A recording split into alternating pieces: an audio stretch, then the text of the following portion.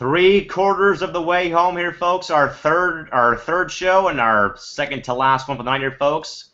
Welcome back, folks, to the LA Sparks 365 Network, your 24/7 365 comprehensive home of the WNBA and your two-time WNBA champion LA Sparks.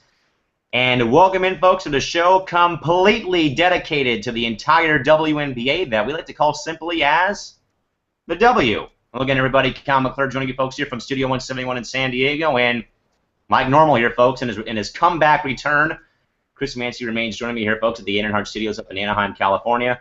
Chris, 4 games on the schedule. A team we know best loses in one building again. A team wins 4 in a row. One team gets back on track, and one team has a 6-game winning streak snap. Chris, another whacking on the WNBA, so how's it going? Nothing much, just, again, excited to be back on the network. Well, Chris, I know that everyone out there is throwing parades in downtown, whatever their city is, that you're back here on the network. All right, Chris, we went to the WNBA.com game line tonight, Chris. 4 games on the schedule and 4 great games played tonight, Chris, across the league. We'll start in Indiana, where the Mercury played the Fever tonight from the Bankers Life Fieldhouse in downtown Indianapolis. And, Chris, the Fever, in this game, man, were on a roll for most of the game, but they let the lead slip away, Chris. They lost to the Phoenix Mercury, Chris, who now have won their 4th consecutive game. Phoenix wins 81-76. Game line score for the Mercury: 16 in the first, 17 in the second, 22 in the third, and 26 in the fourth. The turning point of that contest: 81 for the game total for the Fever, 17 in the first, 25 in the second, 19 in the third, and 15 in the fourth, for a game total of 76 for the Mercury. I nearly said the Suns. I don't know why, but for the Mercury, Diana Taurasi, 23 points, Candice Dupree, 6 rebounds and 3 assists, and for the Indiana Fever, Shavonte Zellers, 18 points, Erlena Larkins, 11 rebounds, and Brianna January, 7 assists in the contest. The Mercury, with the win, now improved to a half-game lead over the Minnesota Lynx for first place. Chris, what I saw, I believe there was an injury to Marissa Coleman for the Fever that pretty much was the turning point of this contest. But, Chris, I think the turning point, though, not only is the possible injury to Coleman, but, Chris, that 4th quarter, though, the Mercury took that game over. They dropped 26 in that 4th quarter, and it looked like the Fever, Chris, were just depleted in that 4th quarter. They ran out of gas, man. They had a lead for the most part, but sort of like the Sparks, man, they had the lead for a while and just couldn't hold on to it, man. And I think this is where the Fever are still missing their veteran in Tamika Catchings, Chris, who has still not played in a game this year because of her back. For all that I know, man, Catch could be out for the season because of this back problem she's been having, Chris. But in your mind, though, man, I mean, let's talk about the Fever, though, first, Chris. Okay, there's possible talk of an injury to Marissa Coleman. We will get further word about that from either Sue Favor, hoopfeed.com, or Albert Lee, Chris. But in your mind, Chris, without Catch on the court, is this probably going to be like the death sentence to the Fever's hopes and dreams of the postseason this year? Or will they or will they sneak in the back door and still get that 4th seed this year, though, in that really competitive Eastern Conference? I mean, right now, Chris, I don't see it happening because if they don't have Catch, their veteran leader, Chris, I don't think that train can go very far towards the end of the year without Catch in the lineup. What do you think? Yep, I agree. Like you said, I don't think them without catching. I don't think them sneaking in the back door and getting the 4th seed. I think them probably missing it just by close game. Chris, I think this will be a rebuilding year for Indiana. If they don't qualify for the postseason, they'll probably have one of the top 4 picks in the lottery this year. If they don't, in fact, make the postseason, I mean, Chris, you really can't rely heavily on star power that is fading star power, Chris, like Catch, DMJ with the Liberty, LJ with Seattle. Chris, you can't keep relying on these big studs that were studs when they were younger, Chris, but when they get up in their age, like Delisha, like Tamika, like Lauren, you can't really keep going to their star power, Chris. And I think if Catch is out for the year, I really don't know if there's going to be a chance for the Fever to sneak in the back door this year like they did last season, I don't think. Yep, I agree. I don't think that's... Okay, Chris, to the Mercury. They have been red hot as of late, Chris. 4 straight wins. And, Chris, they have vaulted into sole possession sole possession of first place in the Western Conference by a half game over Minnesota, Chris. Now, Chris, we know that Minnesota has 11 wins and the Mercury have 10, Chris. Winning percentage is the lone thing keeping the Mercury in first place by a few percentage points, Chris. But, Chris, Diana Taurasi, I know that she is really hated by the Sparks fans, except myself, because of how I got involved with women's basketball with her 10 years ago, Chris. But I'll tell you what, man, I told this to my dad, if Diana gets hot early in the game, you are in trouble. And, Chris, if she dropped 23, that tells me she was on fire early in this game, Chris. And I'll tell you what, man. Chris, this might be, I'm not going to say it's fully there, Chris, but this might be the year.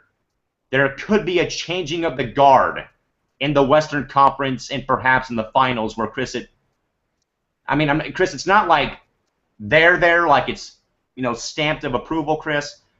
But right now, though, man, would you say, though, Chris, that the Mercury might be your Western Conference champions this year, seeing how the Lynx have kind of fallen apart and how the Mercury have won 4 straight games and the Lynx have kind of gone this way a bit? They're kind of fizzling out right now. But Chris, what do you think, though, man? You gotta give credit where credit is due, man. What's your thought right now about how good the Mercury have played under Coach Brondello so far this season, knowing, Chris, that they're in first place now by a half game over the almighty Minnesota Lynx?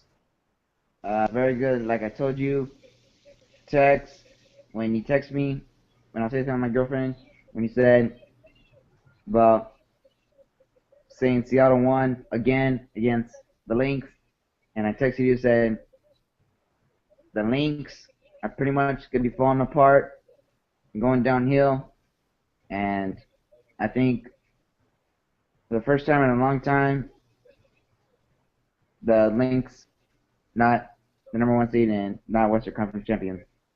Chris, I'm not going to base my theory of the postseason off of one game, or in this case, a few games, because with the Lynx losing in Seattle, we'll get to them later on, Chris. But at this point in time, man, I'm not really changing my thought about the Lynx being about them not making #1 seed, Chris. I still have faith in that team to be #1.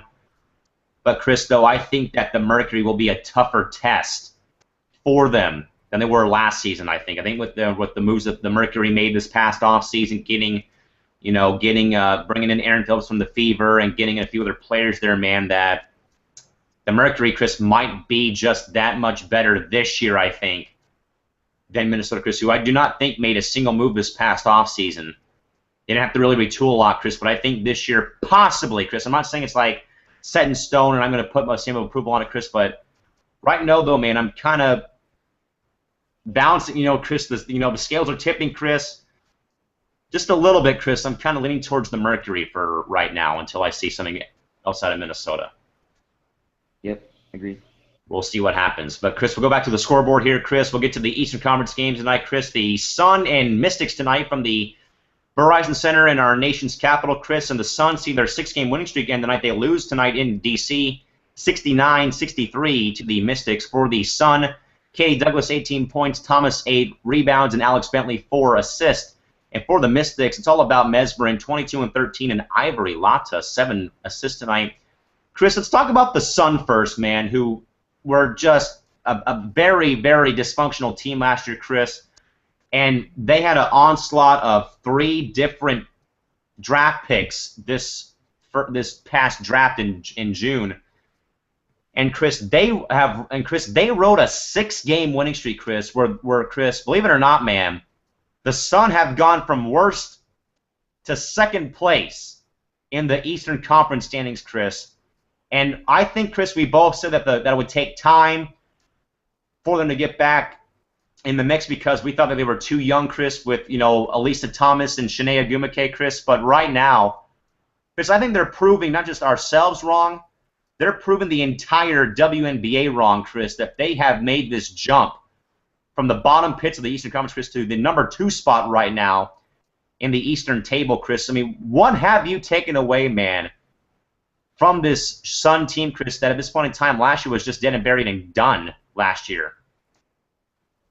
I think with their Murrow pick, Shanae Agumake, I think drafting her, I think, changed the whole Connecticut Sun team. Chris, I think that the fresh faces, and then dumping Tina Charles to the Liberty, Chris, was sort of a change of, the guard in Connecticut, Chris. And honestly, man, I don't think anybody, myself, yourself included, Chris, I don't think any WNBA experts even figured that the Sun, Chris, would be this competitive with this young of a roster, as far as it goes with Aguma K and Elisa Thomas and a few other draft picks, man. But they've been a feel-good story so far, Chris, and I hope this trend continues, Chris, because you just hate, Chris, to see teams, like New York, like Los Angeles right now that are, Chris, especially those two teams that everyone, Chris, knows so well from the WNBA from '97 till now, that those two iconic franchises, Chris, are not even in playoff contention right now, Chris. But at the same time, though, man, it's good that you have these new faces like Washington, like Connecticut, like Tulsa, San Antonio, Chris, that are in the mix right now for the postseason. But at the same time, though, man, with the Sun, man, I hope this train continues to roll on, man, because they've been a very dynamic and fun team to watch so far. And tell you what, Chris, continued success to Ann Donovan and her staff and to the Connecticut Sun franchise. They have done a lot, Chris, and above all, they're one of two teams, Chris, to retweet the network as well. The other one, Chris, was the San Antonio Stars today, Chris. So nothing but the best of the Connecticut Sun for the rest of the season. Yep, I agree. All right, Chris, to the team in DC, that'd be the Mystics, Chris, with the win tonight, 69-63, Chris. Washington, who we're probably more likely, Chris, going to be seeing on July 17th, is a team that's going to give teams trouble for the entire season because they're really tough to guard. They do have Ivory Lotta, Chris, and above all, you've got the UConn twins there, Chris. You've got Dolson and Bria Hartley, Chris. You got Mesmerin and Jelena Milovanovic. And I'll tell you what, man, Mike Thibodeau is going to be – he's really, Chris, done a lot with this Mystics team, Chris. And I'll tell you what, I mean, they're a team, Chris, that I like to watch a lot because I like their style of play, Chris, and they have that no loss is acceptable mindset. And Chris, we saw it firsthand when they beat the Sparks in triple overtime, man, that this team does not give up regardless of the score, Chris. And that's the kind of team I like to watch because Chris, they know deep down that it could be a 20-point deficit, Chris, but they'll find a way to come back and win the ball game, Chris. And that's the kind of mentality I love seeing teams have. And Chris, I think the Mystics are going to be a playoff team again, but it's just a matter of, if they're going to play Chicago or Atlanta more than likely, Chris. But this is a team, Chris, that will be in the running for a long, long time right now. Yep. So to the third game of the night, Chris, which was the Chicago Sky and the New York Liberty, Chris. And the Liberty were getting pounded for half the game, Chris. They made a ferocious comeback, Chris, but still faltered to the Chicago Sky, 73-69 tonight at Madison Square Garden in downtown NYC, Chris, for the Chicago Sky. Epiphany Prince, 30 points, 5 assists. Tamara Young, 5 rebounds. And for the Libs, Tina Charles, 16 and 8. Cappie Pondexter, 4 assists, Chris. Chris, let's go to one of my other favorite teams in the league, Chris, and that would be the New York Liberty, Chris. And I'll tell you what, man, it is it's very disappointing to me and a lot of people that are Liberty fans, Chris, to see New York, Chris, they just don't seem to show up every night, Chris. And I don't know what the problem is, man, but, you kind of think, Chris, with Tina Charles coming back to New York, with Cap, with DMJ, Chris, that they would probably click. But I think, man, with those three players, with Delisha, with Tina and Cap, with their age and how long they've been around in the league, Chris, that I think this Liberty team, Chris, is too heavily relying on old veterans, especially Clennette Pearson, Chris, who I still have no respect for what happened in the shock Sparks Brawl in 2008 at the Palace of Auburn Hills, Chris. I still have no respect for her whatsoever when that incident occurred, Chris. And, of course, still, Chris, no respect for Bill Laimbeer for the many years with the Lakers and Pistons and, of course, the shock and Sparks in 08. But, Chris, normally, man, New York teams are always teams that we just don't like. The Yankees, the Knicks, the Giants and Jets, and everyone else included, Chris. But the Liberty, man, who kind of, Chris, in my view, are a rival of the Sparks because of, we started this league back in '97 at the Forum in Inglewood. But Chris, just to see the Liberty and the Sparks both, Chris, to see New York and LA, Chris, two of the founding members of this league in last place in their conferences, is very depressing to see right now at this point in time, man. And in your view, Chris, what is the problem with New York, man? In my view, I think it's just old veterans, an outdated head coach and GM, and just things aren't clicking right now like they should be for the Libs. What do you think, though, man? Yep, like you said, I think it's just old players, old coach also, and just not clicking. Yeah, Chris, I think the Liberty right now at this point in time are 4-11, I think, or 4-12, I think. It's pretty bad for New York, Chris. Chris, to the Chicago Sky, man, who have been a roller coaster of emotion, man, between Chris, their woes like they had after the Sparks beat them pretty handily at Allstate Arena, Chris. And, of course, Chris, the loss of Elena Del Don does not help either, but they get a big road win tonight, Chris. But I think, though, man, Chicago is a vulnerable team that is spinning out of control, Chris, and doing donuts right now because EDD, Chris, is their big piece, Chris. Now, we know, man, that Epiphany Prince missed some time because of some things over in Russia she was taking care of, kind of like Tolliver is with LA. But, Chris, I think once EDD can come back from getting her treatment, Chris, and you get Fowles back as well, Chris. So if you have Sylvia back, you've got Elena back, Chris, and you've got Epiphany Prince, man, Chicago should get back on track, Chris. But in your view, though, man, looking down the road, Chris, how much of an impact does EDD's absence have, though, on Chicago going forward, though, knowing that she's not going to be in the lineup for the next few games because of her disease? I think it's probably going to have them go on the roller coaster probably, or going down here or something without ED out of the lineup. Chris, at this point last year, the Sky, I think, were just punishing teams left and right like the Lynx were last season. And now, Chris, it's kind of funny how a year makes a difference, Chris, how this time last year, Chris, Chicago and Minnesota were number one all the way through, and they were just, doing miss the teams all the time with just, beating the crap out of them, Chris. For now, today, right now, man, that now it's not necessarily that case now where the Lynx aren't in first place in the West. The Sky faltered all the way from 1 all the way down to 4, maybe 5, Chris. So it looks like, man, there is some problems right now in Chicago and Minnesota right now with these two clubs, I think. What do you think, though? Yep, I think so, too. So we hope the best that these teams can get their stuff together sometime soon. And, Chris, the last game of the night before we close out and get ready to go into our last show, the petition show, Chris, for the second time again, the Seattle Storm at home knock off the defending WNBA champion Minnesota Lynx, Chris. They beat them for the second straight time by 10 points. Seattle 81, Minnesota 71, Chris, for the Lynx. Maya Moore, one of my other favorite players, 20 and 10. Lindsay Whalen had 4, and Chris, Camilla Little, 31 points tonight. Noelle Quinn, 9 rebounds. Sue Bird had 9 assists. Chris, I do not know what has happened to the almighty Los Lynx, man. They have really tanked in these past few games, Chris. And I think, man, their confidence has been a bit rattled after they lost at home for the first time in forever against Minnesota, or against the Mercury, I should say, at Target Center, Chris. And above all, man, two road losses in Seattle.